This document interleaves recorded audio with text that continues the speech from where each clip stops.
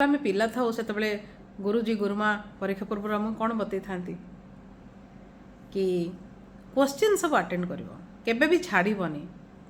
Margin छाड़ खाता T neat and clean रख नंबर भल कर दबा लिखार भी मार्क अच्छी आ पद्यांश केबे छाड़बनी खाली लिखिदेव उक्त पद्यांशटी यही बहिर आम पंचम श्रेणी पुस्तकर यही लेखक द्वारा लिखित बा यही कवि द्वारा लिखित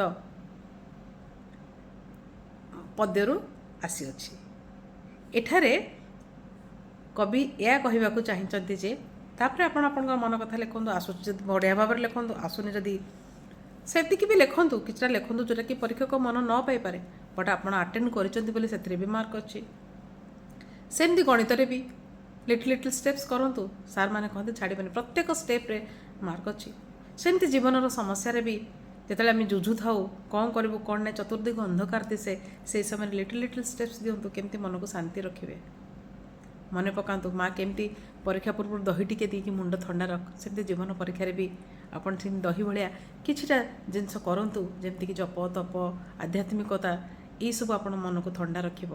आ लिटिल लिटिल स्टेप्स समस्या मुकुलिया को अभ्यास करतु देखिए ये छोट स्टेप्रे भी ऊपर वाला मार्क दब एवं आप पास हो।